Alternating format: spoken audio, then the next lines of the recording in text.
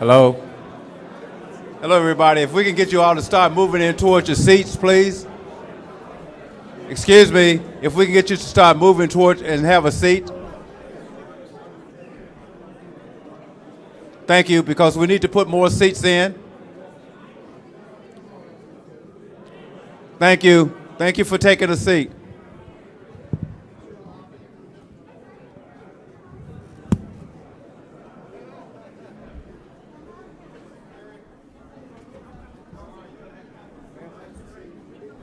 You know, we might go ahead and get started. I know it's high noon and I want as much time as possible for the panel, so let's go ahead and get rolling. And we'll have plenty of time to visit afterwards, too.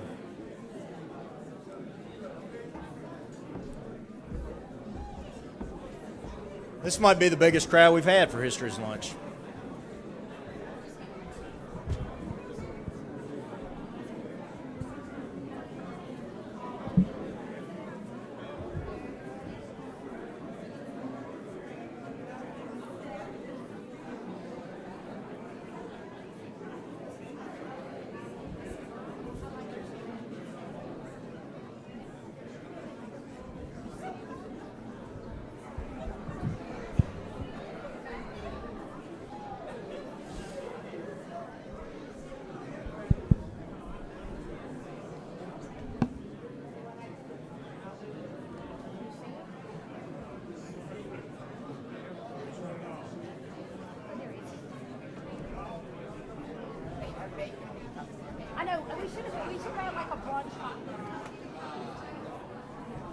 Hey, Jim. How you doing, man?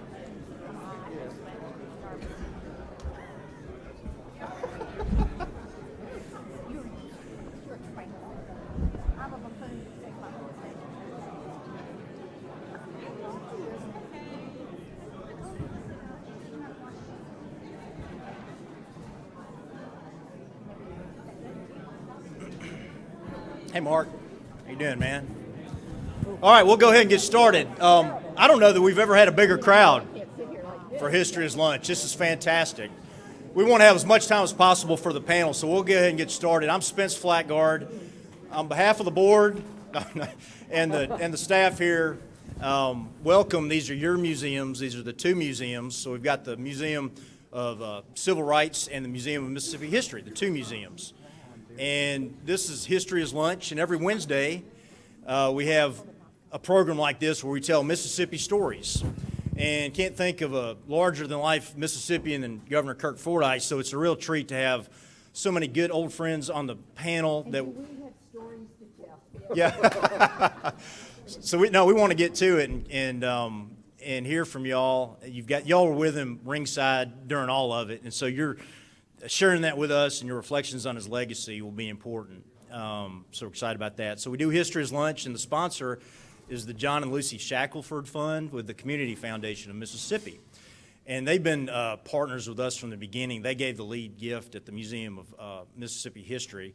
And if y'all have been there, you know we start with Native American history, and it ends up in kind of the end of the 20th century. We have a political section and talk about the rise of the two-party system in Mississippi and the Republican Party, and Wirt Yerger's there, and I see some chairmen of the GOP here today.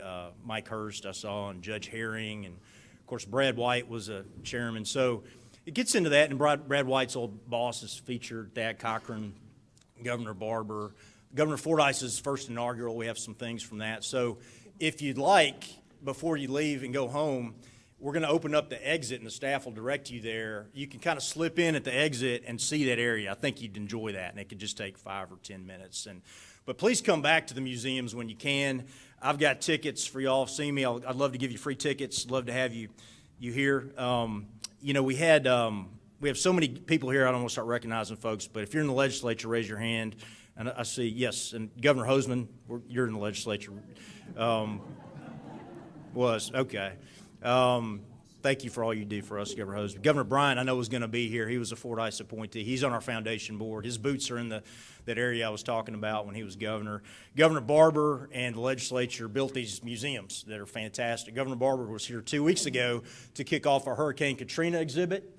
It's free thanks to Horn CPA firm. Y'all can come during your lunch hour, walk in. It's free. It's at the mezzanine. It's going to be here through November, so tell your friends about that. And please come back to the museums. I do want to mention that this is being streamed right now, too. Maybe some people couldn't make it to Jackson or traveling. So Facebook page, YouTube channel. A lot of people are watching this. And everybody's going to run into somebody that, I didn't hear about it. I couldn't make it today. Well, they can go watch it on those platforms, and we can all watch it again, as well as other History is Lunches. So excited about that. So really looking forward to this program today, and it's my pleasure to introduce a good personal friend of Governor Fordice, great Mississippian, Mr. Lyles Williams.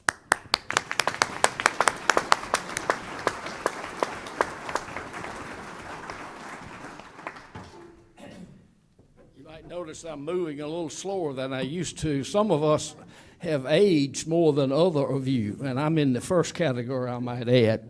But it is a pleasure to be here. Spence, thank you for you and the staff here at this Twin Museums, and what a wonderful job you've done, not only in having a great facility, but presenting these wonderful programs. Before we introduce our panel and get started into the meat of the program, I want to ask Mark Henry to come and ask the Lord to bless our meeting and our food.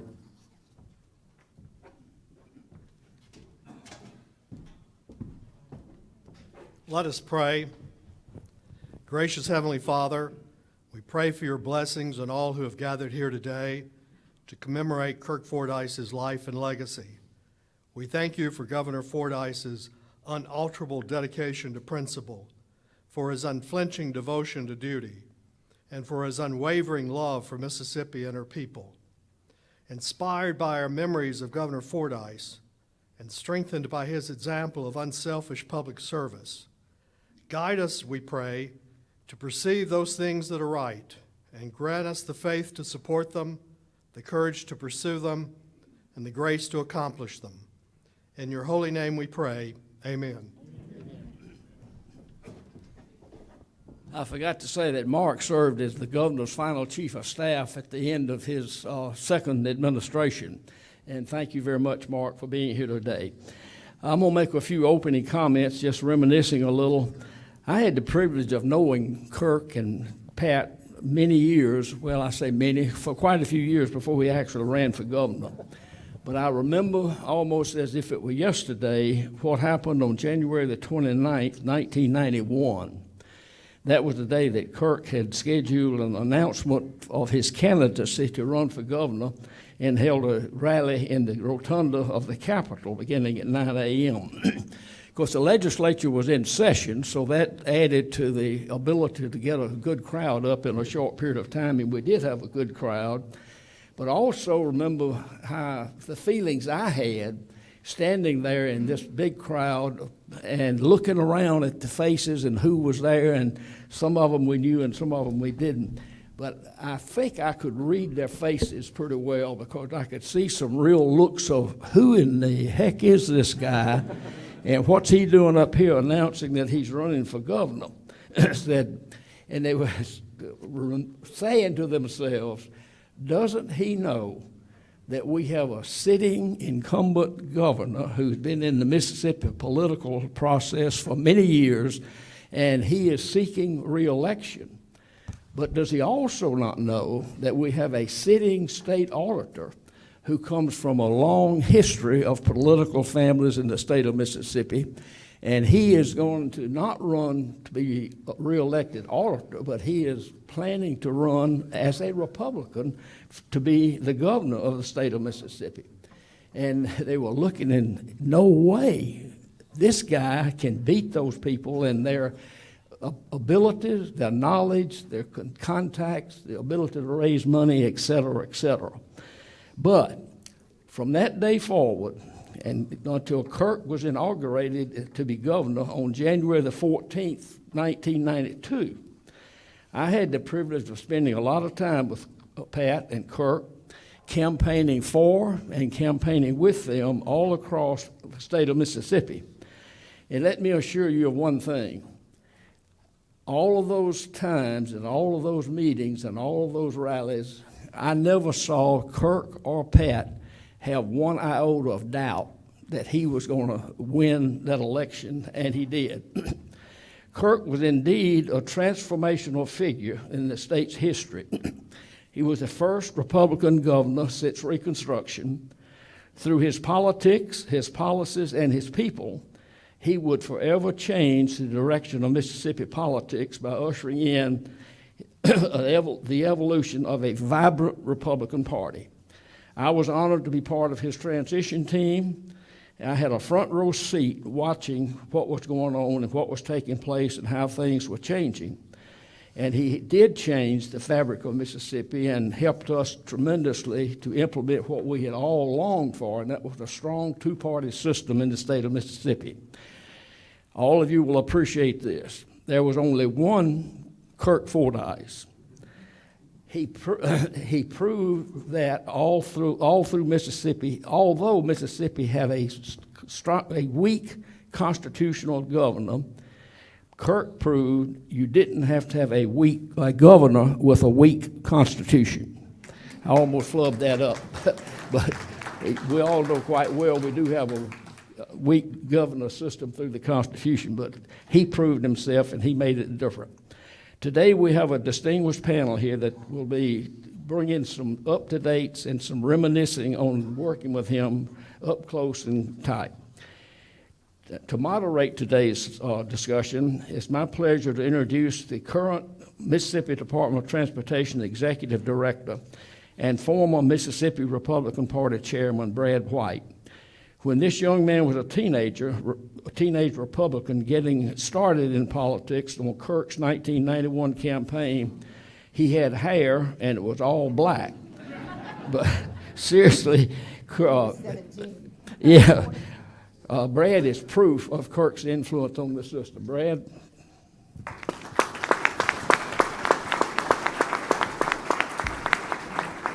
Thank you very much.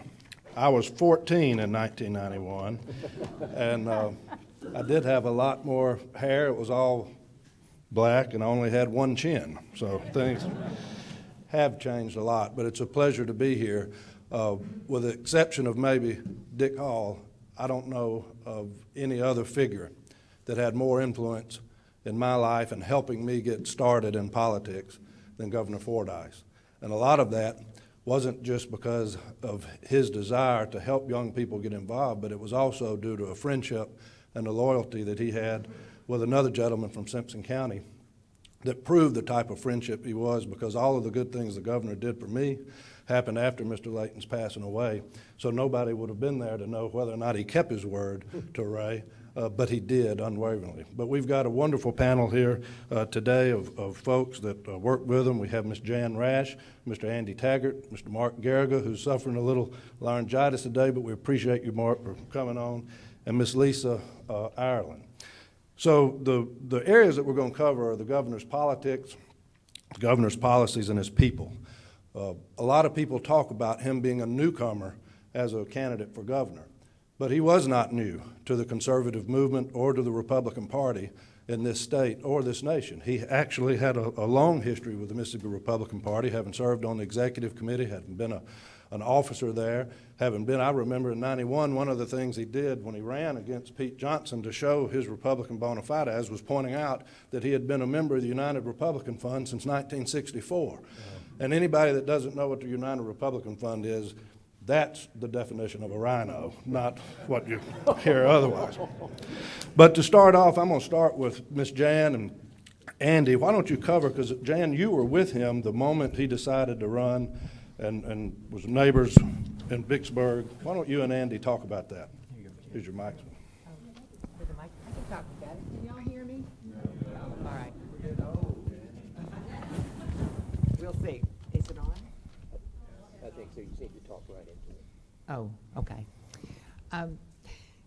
It's a funny story, I guess. To this day, I find it amazing.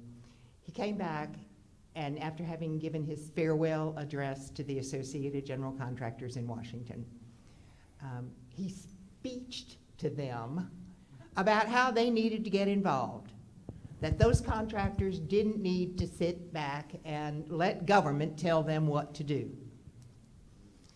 Came home on a plane, flew with Haley Barber, who happened to be on the same flight, said, "Haley, I think I'm running for governor."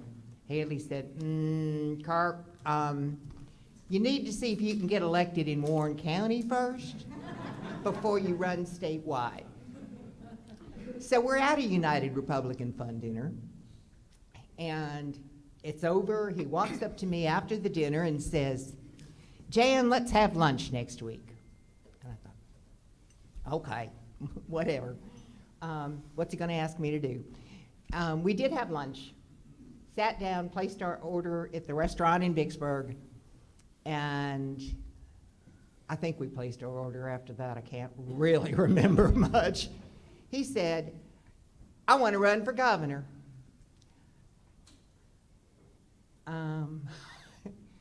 That was my reaction. I mean, we all in Warren County loved Kirk Fordice. He was part of making things happen. We all worked together to create a two-party system in this state. We'd worked together for 20 years, starting back with me, with Richard Nixon, and moving on down to Lyle's campaigns and Haley Barber's campaigns and Gil Carmichael and on and on. So we knew what to expect of each other. But I have to tell you, we were all floored when he said he wanted to run. It just had never occurred to us. And that's a little bit of what I want to talk about for a minute or two this morning. There are three things that I think are very important for all of you to think about and that you were a part of. First of all, he was a man with incredible vision for what he wanted to see happen in Mississippi. He loved this state. He loved, the gals just gave me some pictures. He loved the children. That's what he talked about. He was doing this for his grandchildren and for the children all over the state. And so he wanted Mississippi to be a better place for them. He also had the fire in the belly that moved him to actually winning this election. He had the vision, he had the passion, but after the Neshoba County Fair, the fire was in the belly. And he just did not stop and never thought he was going to lose, not ever. The second thing I want to tell you about is the incredible staff that we put together. There were 11 people. One of them, Nick Walters, somewhere here, had a minuscule of political experience. The rest of them didn't have a job or or whatever, but they were willing and they were able and they were amazing. They never stopped. They worked 12 to 14 hours a day. They went out in rain and thunderstorms. They went out to crowds of maybe 10 people when this all began. They were at the Delow truck stop at 6:30 in the morning. They were at the Hitchin Post in Carthage, and they hit every barbecue joint in this state. That was Kirk, and that was the staff, and they were just incredible. And I think almost all of them are here today, but I want to tell you, we're proud of them because they're the ones that actually made it happen for Kirk Fordice.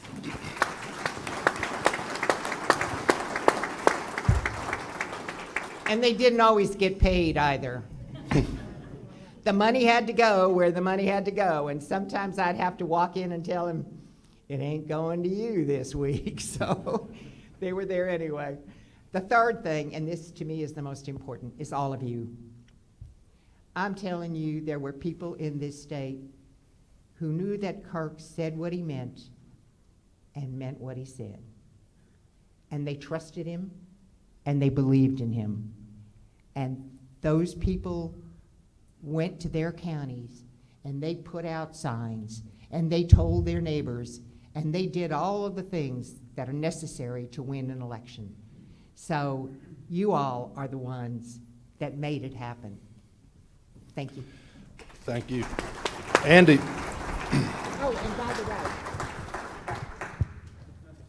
it says right here, it's time we had a governor who is more concerned about people than politics.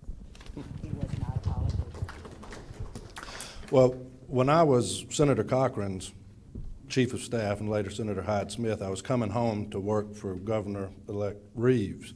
And Governor Barber told me, he said, you know, Brad, I won't say his exact words, he said, you know, Brad, being a chief of staff for a senator is a real job, but being chief of staff for a governor is a real freaking job. So, Andy, you were his first chief of staff. Share some of your reflections on what it was like, obviously knowing him and his background in the party, but also you and Mark can get into some of the policies and his vision for Mississippi as the first Republican governor and that impact. Thank you, Brad, and thank you, Lisa Ireland, for helping to coordinate this, and Spence, to you and your colleagues for hosting it today, and for all of you all, both for serving the Commonweal for the time that you did and for being here today to help us reminisce. One brief comment about the campaign. I was not on the campaign staff. I was practicing law and thought I was happy doing it.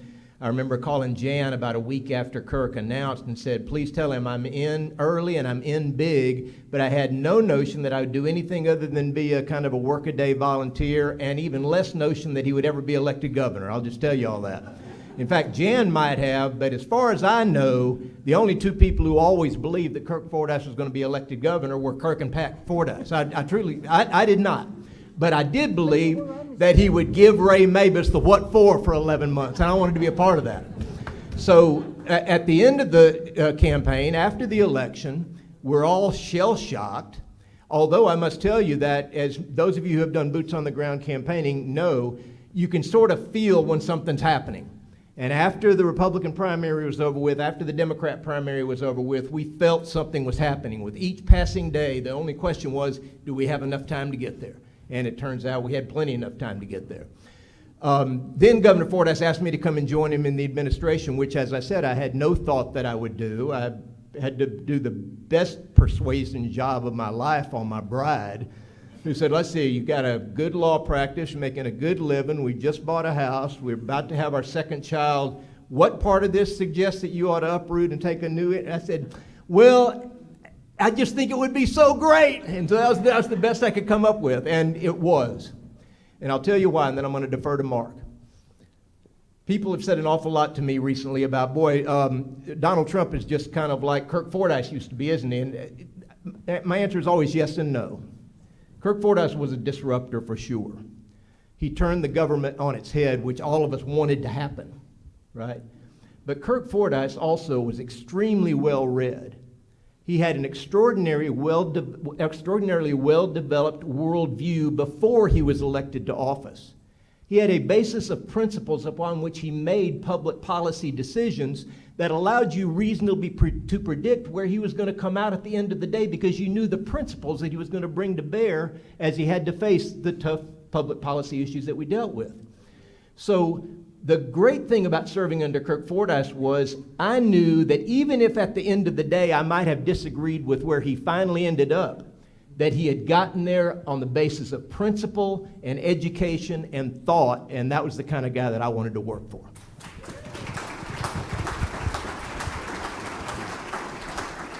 Well, I'm Mark Garriga, and my apologies for my voice. I'll be doing a lot more listening than talking today. I kind of feel like sort of the punchline of a bad lawyer joke, like, what's the only one thing better than a politician with laryngitis? A lawyer with laryngitis. And I want to fact check Jan on one thing. I think Lisa did have a job. She was an Alabama graduate. You were working in a grocery store. This is true. Yeah,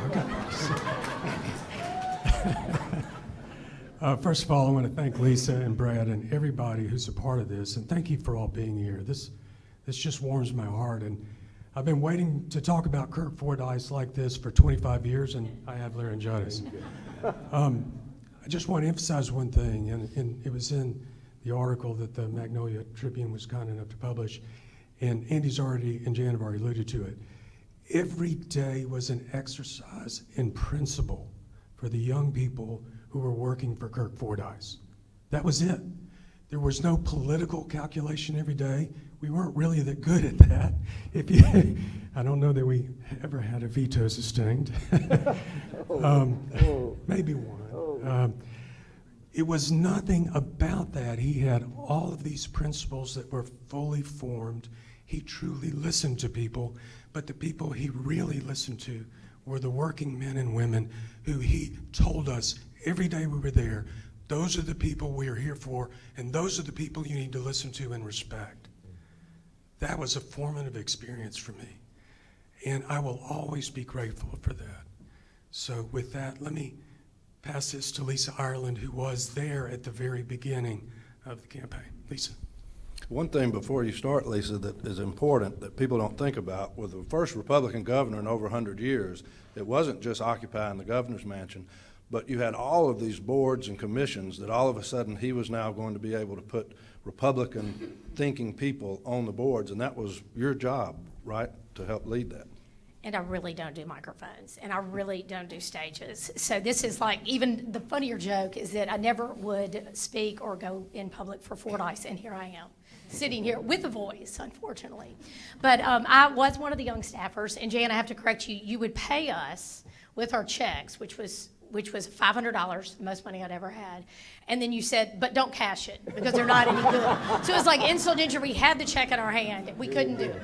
And we have no money for gas. So y'all go back and forth. So anyway, we all worked hard on the campaign. I was fortunate enough to be able to work on both the first campaign and the re-election campaign, and got to work in political organization. In other words, I was helping to find all these people that love Fordice, figure out what they were going to do, how to help us, put them to work, get them organized, make them our county chair, and then make sure they got involved in government after the fact. And that was a really fun. I got to the pleasure of working with all the different people that helped us throughout all the campaigns. And at some point, I really would like to ask folks that were, can I do it now? Yeah, sure. If you were a staffer or an appointee of Fordice, I would love for y'all to stand. We weren't going to call out names.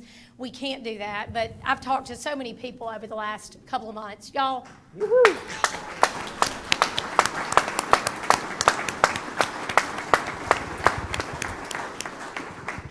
A Fordice story on that was that he loved the term free work. When we came in and we had all these boards and commissions that we had to fill, which we didn't know anything when we got there. Like literally there was not a piece of paper in the offices when we arrived. And so we started hearing about all these boards and commissions, and then we got resumes in of people that were asking for things that weren't really jobs. And Fordice just loved the fact that he was going to be responsible for getting people to do free work for the state. Like that was the best business thing ever for him. So thank y'all for offering your free work for the state. He appreciates it, and it was a fun thing. So. Andy, would you mind talking a little bit about his interactions with the legislature when y'all came in with the first term, and the experience of trying to carry out the policies that he had ran on? Yeah, thanks for that easy question, Brad. Lisa makes a good point about not knowing where anything was. We didn't know where the bathrooms were, and I remember when the second George Bush became president, and they complained that the Clintonites had taken the W's off all the computers, right, because of George W. Bush. They didn't leave us any computers, like we didn't have anything. I'm not even sure we had computers at the time. So we didn't know anything about anything, including how to help manage a legislative program. And so I was 36 years old, and the governor said, well, here's what we're going to do. And he sort of laid out his program. And I thought to myself, well, none of this is going to be adopted. They're not going to agree to only budget 98% of projected revenue. They're certainly not going to agree to set aside 7.5% of appropriations into a rainy day fund. This is all a pipe dream. And he said, but this is what we're going to do. And so we laid to it. And those of you who are students of the history will remember, in the years leading up to Governor Fordice's election, Governor Mabus had to make budget cuts, I think, in 3 of the 4 years he was in office, because our law requires that the legislature not allow the expenditure of more dollars than are actually taken in.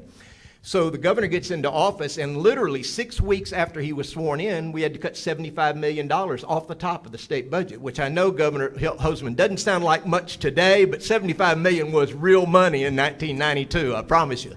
And so we're going backwards out of the blocks, and yet Governor Fordice wants to say, but that's not enough. We need to ratchet down the ability of the legislature to proposed to appropriate 100% of projected revenues. So you'll appreciate what was going on. They would project very rosy revenues, so they would have a high appropriation bogey to shoot for, knowing that they were never going to reach those revenues actually as collections, and that someday in the middle of the next year, the governor, who the legislature loves to kick, no matter who's in the governor's mansion, by the way, will have to make budget cuts. And Governor Fordice said, not on my watch. And so, in fact, in his first year, incredibly, we got the 98% rule enacted into law, which has continued to be one of the key means of fiscal responsibility that our legislature takes advantage of today.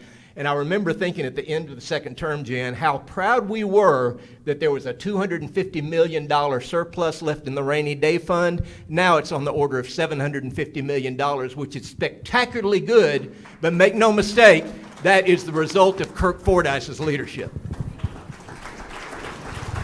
I'm going to add one more thing to that. When Kirk was running, one of my staff came to me one day and said, "Damn, Jan, I've got more money in my savings account than the state of Mississippi does." That's what it was all about. It was true. I want to take this opportunity to introduce two people. I hope I'm getting everybody. Hunter Fordice and Danny Fordice. There. Would y'all stand up?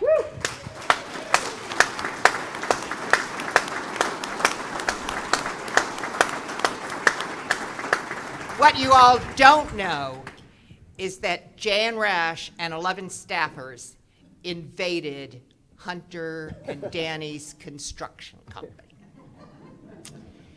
And it got bigger, and it got big, not the construction company, the campaign.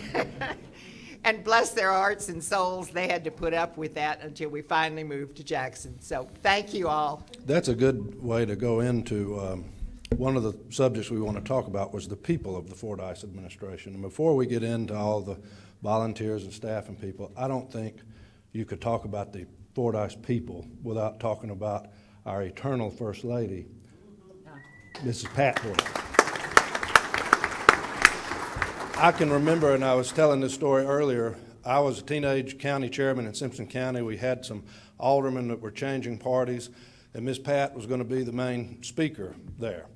And I think, Cora G., it may have been you, someone called me from the staff and said, "Brad, she has broken the top of her front teeth off, the end of it. So we're trying to get her to the dentist and all, so I don't know if she's going to be able to make it." Well, of course, I didn't know a lot about women, but I knew very few of them were going to show up with missing a tooth, although that would have made her fit in better in Simpson County. But it still baffles me to this day that a dentist was unable to see her that day. So what did Pat Fordice do? She got super glue, glued her tooth back in, and she came to Mendenhall and served as our keynote speaker. A wonderful, wonderful lady. So all four of you could tell stories I about that. have to brag on Pat in two respects. One is, when she first came in, she, in front of a group of people, could hardly string 3 sentences together. Terrified. I mean, she was completely terrified. We gave her index cards, and she had trouble reading through the index cards. And I'm not being disrespectful, it's just a matter of fact. By the time she left, she would enthrall a room 100 times this large full of people, because she just so owned the role of being First Lady of the state of Mississippi. You know, she said to me, Oh, I said 2 things. I'm going. that's okay. She said, I love the people of Mississippi, every one of them. And she did. She absolutely loved every person she met, no matter where it was. That's how it attached. The other respect in which I want to brag on her is, although she was one of the most elegant and statesman-like women that I ever knew, you know, she appeared physically to be almost unapproachable. She was one of the most genteel and kind and compassionate and likable people that I ever had the privilege of knowing. Well, I would echo all those comments. The thing that I remember the most, though, was that she was the kindest person to everybody on our staff. Like, she was the mother figure. She was there for all of us. When, for instance, when Stephanie was pregnant with her first child, she threw a shower in the governor's mansion. She did 100 little things like that.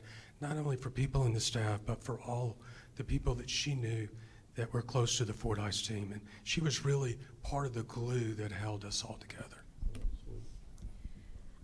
I was thinking about the pickup, the litter pickup, Keep Mississippi Beautiful, I'm Not Your Mama campaign. And I was thinking about how wonderful that was and how it went over so well with the state. And I think actually the First Lady may be using a part of it now, but I think that resonated so much with people because we all kind of felt like she was our mama. It wasn't just the staff. I mean, I always thought, and you know, whenever she went in a room, we kind of all sat up. You know, I'm slouched down. We had been chewed on that day, but she would go in a room and we'd stand up straight and kind of, she made you want to hold yourself and carry yourself a little bit better than maybe you otherwise would have. And that's what a mama figure, I think, in the state of Mississippi may have perceived her. And I think that may have been why that was such a great campaign for her. And she really was that way. And I want to just add, for fun, she flew out to New Mexico after I moved there to make sure I was okay. Oh. So talk about mama. Yeah, I can remember in the late 90s, I was working at the Republican Party by then, and I don't recall what the vote was, but there was some measure in the legislature that a lot of the Republican members didn't vote the way Governor Fordice thought he should. Yeah, That would be one of several. And so there was this reception for the Republican legislators at the mansion. And so the party was there. We were getting ready for the 99 elections, doing the candidate recruitment. And all the Republican legislators at the time are in the room. And the governor comes through and goes to the podium and like a hurricane says, "It took us over 100 years to get a Republican governor and you people can't stick together on a vote," and just ripped him in another one and then stormed off. And then Miss Pat stepped up and said, "And it's our pleasure to welcome you to the governor's mansion." and only Pat Fordice could have pulled that off with any bit of sincerity, but she had it. But another thing that I think about with the Fordice administration that today's politics is moving away from, I think, due to how we all have phones, social media and stuff, was the network he had around the state of people, the Rolodex. I don't know if you call it a kitchen cabinet in the sense of a board that was around him, but anytime there was an appointment going up that impacted Simpson County, there were certain people he wanted staff to reach out to, whether it's Choctaw County, wherever. He had a network around the state. And I believe also he began the Team Mississippi initiative that was supposed to involve the everyday Mississippians. Could y'all speak about that and some of just the importance of that network around the state and the people that he had, the followers? That's what I was, yes. That's what I was referring to earlier when I said y'all, the people in the state of Mississippi, were the ones that helped him get elected. But you were also the ones that made his administration what it needed to be. You were there for him when we needed appointments, when we needed people around the state, when we did Capitol for a day and would go to, give me a town, what town were we? Winona. All right. We would call you and say, "We're coming, the governor's coming, the chief of staff and somebody else, they're all coming, and get your town ready," and you do it. You put it together. The Republican women of Mississippi were there for Governor Fordice and for Miss Pat. And Team Mississippi was just kind of an outreach of that. It was getting people involved. It was Lisa and I knowing who the people were that were there for Governor Fordice, and the ones that supported him and did what he needed. So that's what Team Mississippi was. Oh, and Together Forward, that was the other thing. I did want to mention that. Y'all, I'm sorry. He started off with Forward Together. And we lived with that, John, on it for a couple weeks and thought, he came to me one day and he said, "Nope, Jan, that's not going to work. We can't go forward unless we're together." Hence, the Together Forward, which was his theme, became what he ran on.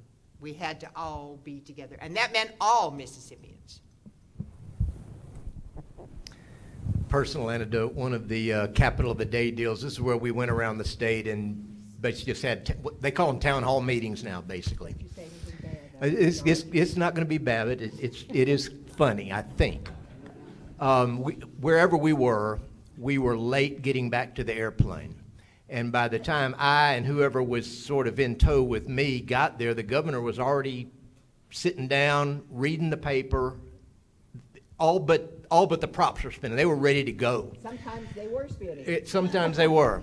And I clambered on board and I said, Governor, thank y'all so much for not leaving us. And he didn't even drop his newspaper. He just said, barely. So. I saw staff get left. Let me mention something about Team Mississippi. And for those of you who don't know, it was we published a legislative agenda, and of course Andy and Jan and Lisa started that tradition. My perspective is slightly different. I didn't join the administration until the summer of 1994, so I was one of those one of those poor souls in the legislature. There were only 27 of us in the House.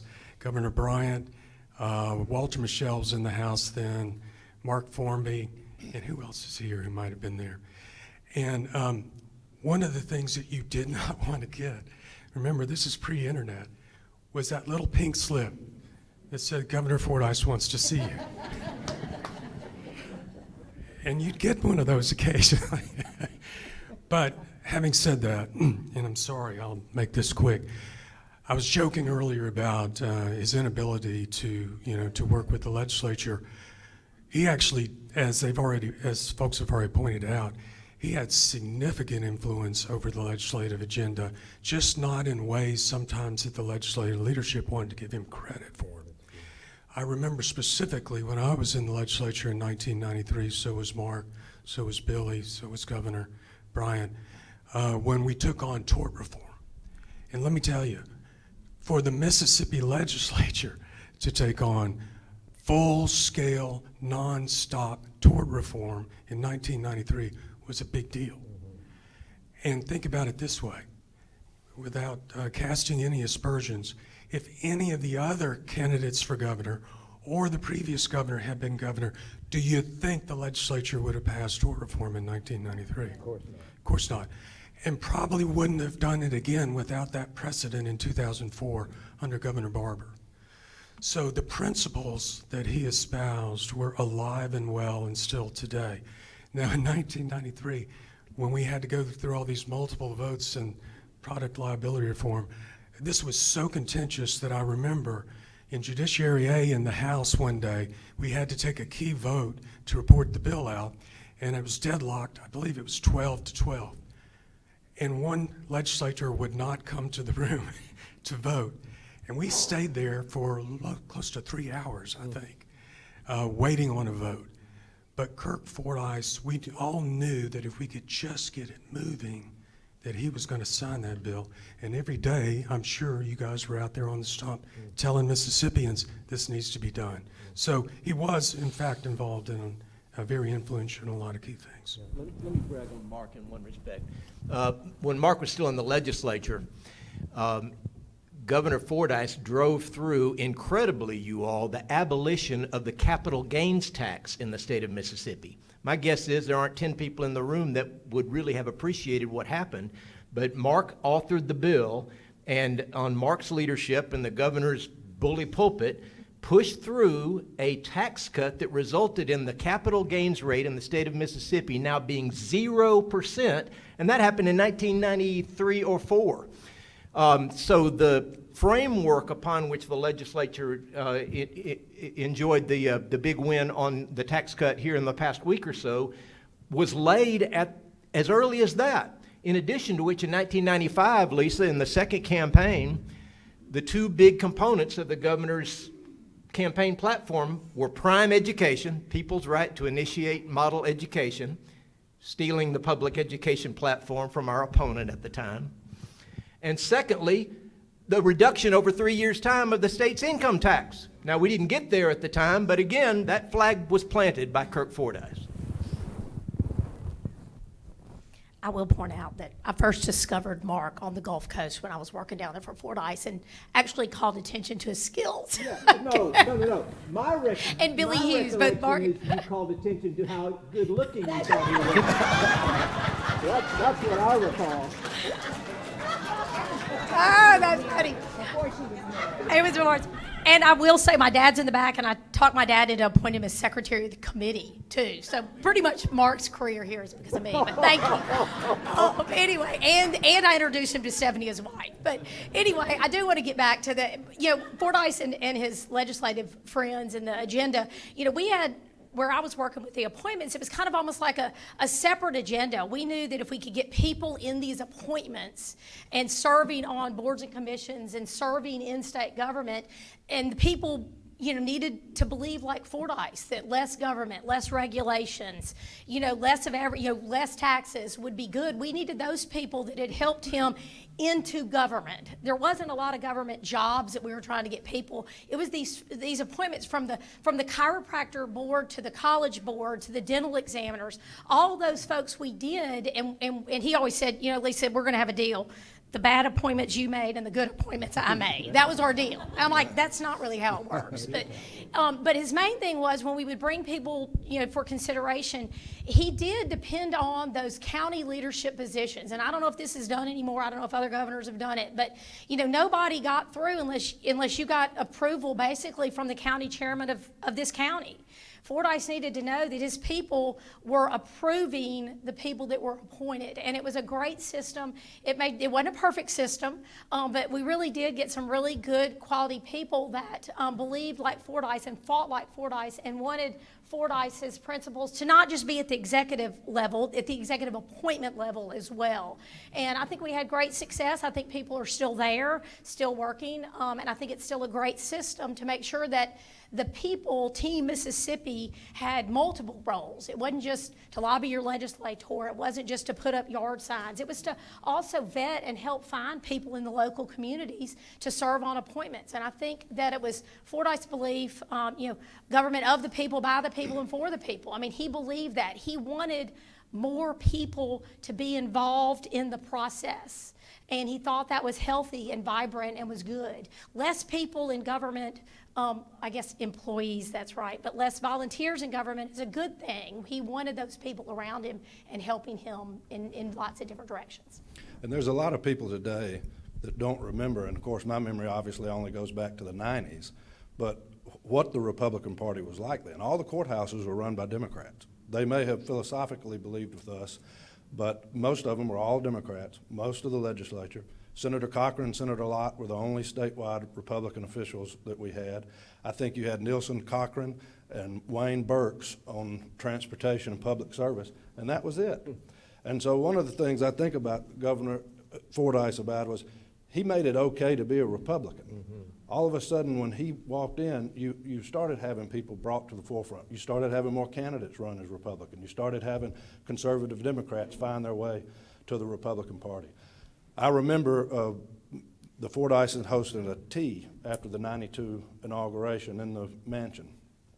And Mr. Ray Layton walked up and a comment was made that this is the first time I've ever been in the mansion.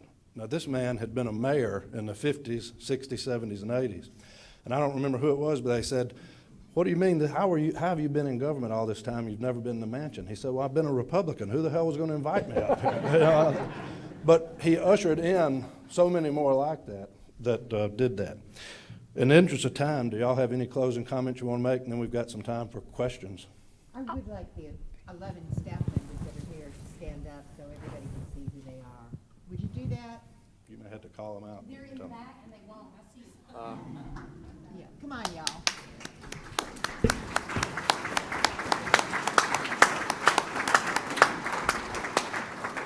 Thank you. Those are the people that made it happen. Closing comments. Anybody else? I don't know how to make a closing comment about Kirk Fordice. He was my friend before he was my boss, and he was my friend after he was my boss, and I miss him a lot. I believe the state of Mississippi owes him a great debt of gratitude, and Republican politics in our state today is almost a yawner because Kirk Fordice was willing to do what only he and his wife thought could be done. And they did it. Well, I also want to remind, we skipped a part of the program that I do want to make sure we include the video at the very Oh, I'm end. If we sorry. can't, not yet, but don't forget that. That's really fun. But I want to do a quick story, and a lot of y'all may know this. When Fordice was about to start his re-election campaign, he went to a retirement party for a man named Wally Bumpus. And maybe y'all remember this. He was a coach of the Brandon Bulldogs, great guy. And it was a retirement party for him. So Fordice meets him, and he's like, I love Wally. And he convinced him at the retirement party to come back out of retirement and go to work on the campaign. Do y'all remember that? And Wally was like, what part of retirement do you not understand? And Fordice was like, there is no retirement. I need you to come and help on the campaign. And that's really my experience. My Fordice legacy is his ability to immediately locate somebody that needed to be involved, to convince them to do it, make sure they knew they needed to be there, and then for us to get them working. And Wally was a perfect example. He didn't want anything. He wanted to be retired and go fish. And Fordice convinced him to go, and he was one of our field people on the campaign. And I remember Fordice coming and saying, I got somebody good for you, Lisa. This is going to be great. And I said, you got me an old retired man that's never done politics before. Are you kidding me? And y'all, Fordice was right. He was right about that. He knew what kind of people needed to be in government. Wally didn't need Fordice. Fordice needed some Wally. The Republican Party needed some Wally, and the state needed some Wally Bumpus. He just went about his business, convincing people that this was who they needed to vote for and working hard. And I just think Fordice could nail it every time he could meet somebody and say, I need you to join me. I need you to join me. And they did. You saying that made me think. He appointed the first gaming commission. And why don't y'all talk about that process, what his requirement was for an appointee to the Gaming Commission and all of it? His requirement for all appointees is that if you asked for it, you did not get it. Absolutely. You weren't allowed to have it because there might be some, and his number one requirement was that everybody had to be 100% trustworthy, they had to be qualified, and they had to be without, a doubt that they were going to do well. The first group, well, it was a tax commission initially, just for a few months, and then Fordice appointed Stuart Irby as the first chairman. And I know that I'm not wrong. I think it was Victor Smith and Bob Ingram. Is that correct? Gresham. And they served, and those folks were without question. They were just beyond reproach in their world and their business and in what they did, and they led that group. And it could have gone astray very easily if you appointed the wrong people. But Fordice knew exactly the kind of people. I remember having to go and pick up their tax returns because they had to investigate that for Senate confirmation.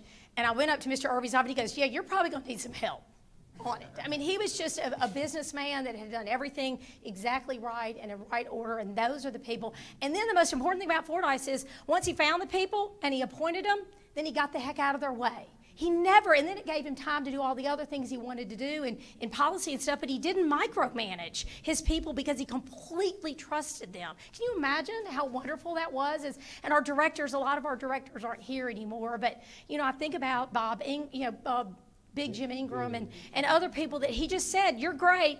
Jimmy Heidel, who's not here, he just said, free way, go, get me some businesses. And he said, call me when you need me. And that was just a great thing. He had that trust in his people. Well, let me just say in closing, for me, it's like I tell my children, one of my guilty pleasures is rock and roll history.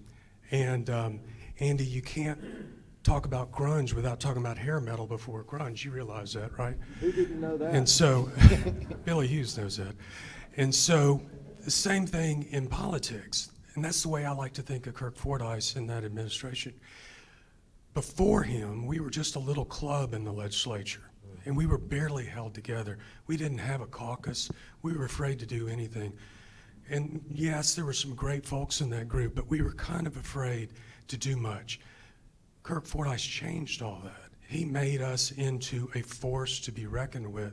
And it's sort of like a Mississippi political history for the modern Republican Party, in my view, starts right there. Now, yes, there was a lot that happened before then. When you're 17 years old or 18 years old in Mississippi and you want to cause problems with the political status quo and you're interested in politics, like I was in Mississippi, you didn't want to belong to the status quo party. You wanted to be a Republican.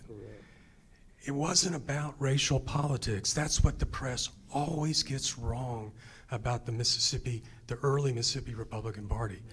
And so when Kirk Fordice came along, we had a hero. Now, I had a personal hero before then in the legislature. His name is Ed Bulow, who's here today. He was absolutely my mentor in the legislature, and he was just telling me everything I did wrong from day one. But Kirk Fordice changed everything, and it was such an honor, I know, for all of us to be a part of it, and many of you, I'm sure. Well, why don't, before we take questions, why don't we hear a little bit from the man himself? Can y'all show the video?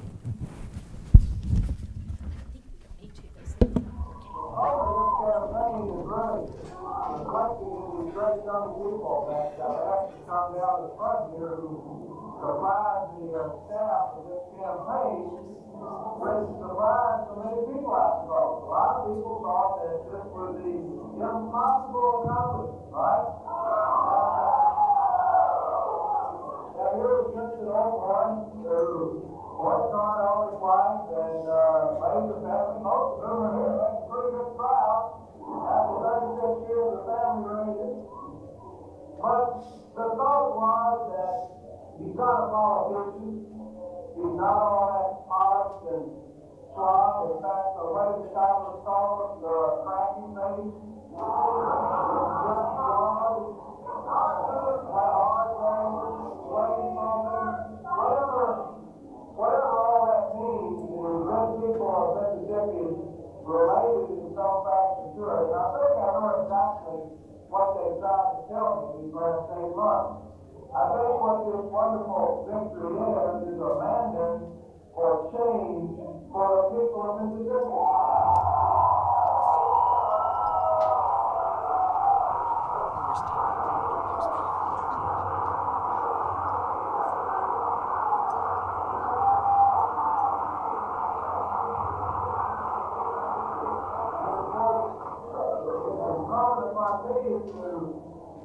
Do everything I can, work just as hard as I can to not disappoint or not let down in any way the great and wonderful citizens of the state of Mississippi who have relied and seen so strongly and given us this great nation of living.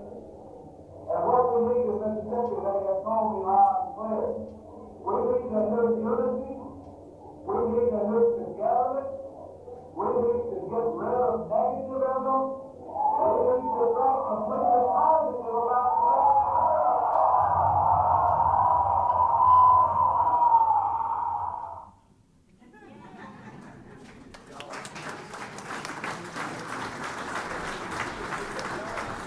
Drew, do you want to try to take a couple of questions, or? Yeah, we've got time for about one more comment. I'm going to tell you a little bit away because I know there's a lot of people here today that have a lot of remembrances and stories. I'm going to tell you a little bit about a project in just a moment, but we do have one comment actually from our director himself.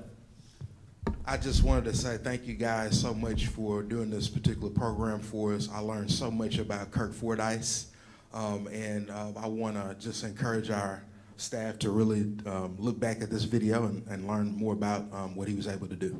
Well, thank you.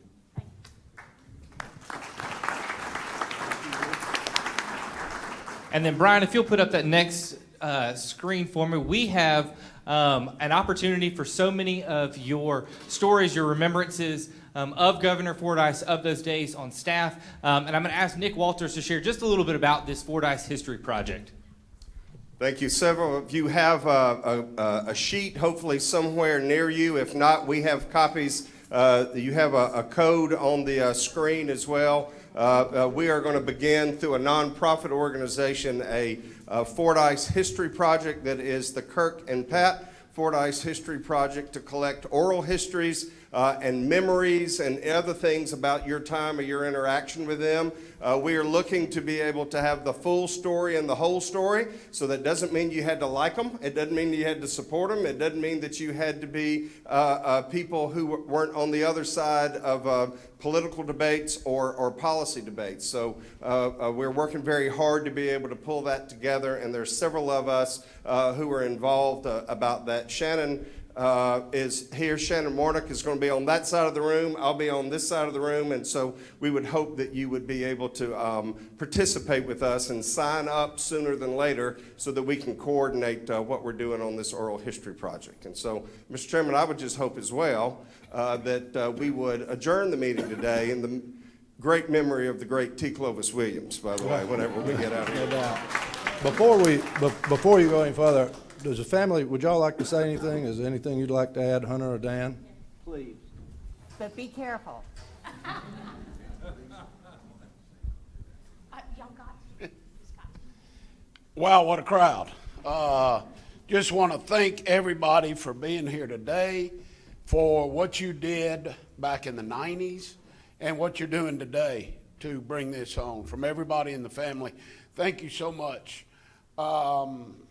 You mentioned about him working so hard. I've never seen anybody work as hard as he did during that campaign in 91. In 92, he didn't have to work at all, or 95, whenever the second one was. But I've never seen anybody work that hard except for my mother. And I believe that he wouldn't have been there if it wasn't for her. They worked 7 days a week. It was incredible to watch. And she was either by his side or she was out on her own going somewhere. And that's where she learned. And I tell you, it shocked us. Y'all talked about she was scared in the beginning. We just remember spitting on her finger and combing our hair down before we went into church. We were amazed at the lady that she became through all of this. So thank you all for that as well. And Nick, I think it's a great idea that you're not just trying to get people that were friendly to them. You're getting the whole story. It's a little bit of a shame that it's just an oral history, and so you can't get Bert Case in there, but I think actually you should just put the oral part of that video in there too. That would work well as well. But thank you all. This is a wonderful program, and we will help in any way that we can to put this together. We'd really appreciate all of this. Hunter, did you want to say something? Yeah, so,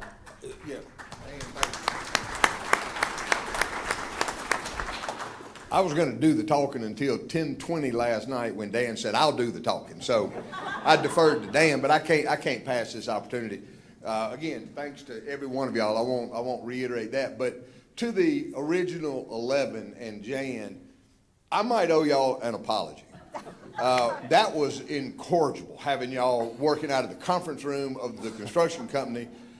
We were struggling at the time. Things were pretty tough. And these people literally invaded our office for 8 months. And it was horrible. Jan and I were not on speaking terms at the end. And Danny told me he still is not talking to me. Well, and Jan, it's great to see you after 30 years. But it was a wonderful experience, an unbelievable chapter in the life of our family, or in our family's lives, rather. Just unbelievable. And thanks to each and every one of y'all and the state of Mississippi. The state of Mississippi is so very dear to me as a result of all of this. It's just a wonderful place to live. A couple of comments that I wanted to make from the talks. Andy, before Mama came to, well, I remember her saying this after she had matured into her role as First Lady, that before she came to the governor's mansion, she thought public speaking was yelling at your kids at the Piggly Wiggly. And she matured very, very nicely by the time it was all over with. I think Kirk led the Republican revolution in the state of Mississippi. You look at where we are today. Good to see you, Governor. And the people that he appointed, and then to where we are today, where the Republican Party holds every statewide elected position in the state of Mississippi. He would be mighty, mighty proud of that. He would be mighty, mighty proud of this room full of people here today. Each and every one of y'all would mean so much to him. Hard work, Joe Liacano told me he'd never seen a candidate work as hard as Kirk Fordice and Pat Fordice. Said they'd be coming home from Tupelo. It would take hours to get home from Tupelo because every time he saw 3 pickup trucks at a convenience store or a diner or whatever, he'd say, pull in. And he'd go in and introduce himself and shake his head. and I've told candidates this, you know, he got elected because he put himself in front of the voters, every single one of them that he could, and shook their hands and introduced himself.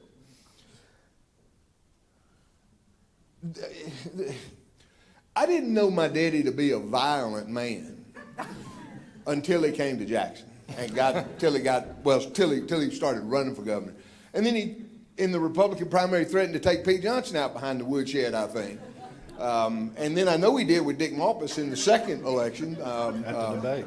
And then, of course, Bert Case. And, you know, Bert probably had that coming, but nevertheless, I mean, Daddy wasn't a violent guy. He was a great guy, but he wasn't very violent. But he was so witty and so intelligent and so well read, just like what y'all talked about. Bert, I got to know Bert Case a little bit afterwards, and Bert told me he always thought his legacy was going to be Camille, because he rode Camille out and broadcast from the second floor of the Broadwater Hotel, and he thought that was going to be his legacy. And then along came Kirk Fordice, and of course we all know the results of that. But he said the governor was the best thing a reporter could ever have, because they'd be sitting around the newsroom at 4 o'clock in the afternoon going, "What's the lead story tonight?" "I don't know, where's the governor?" And they go find the governor, and there's your story right there. And I don't think it was Bert, but the one Kirkism that I wanted to share with y'all that illustrates his wit. He got inaugurated in 92. Bill Clinton got elected in 92 and inaugurated in 93. So Kirk had been in office for 1 year. Bill Clinton had been the president for 1 week. And a reporter walked up to him and said, "Governor, what do you think about a new president?"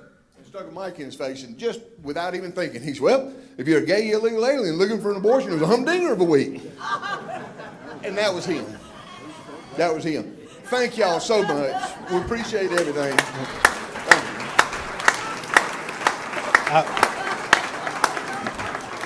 I want to say one thing since y'all brought Bert Case up. I want to tell this story.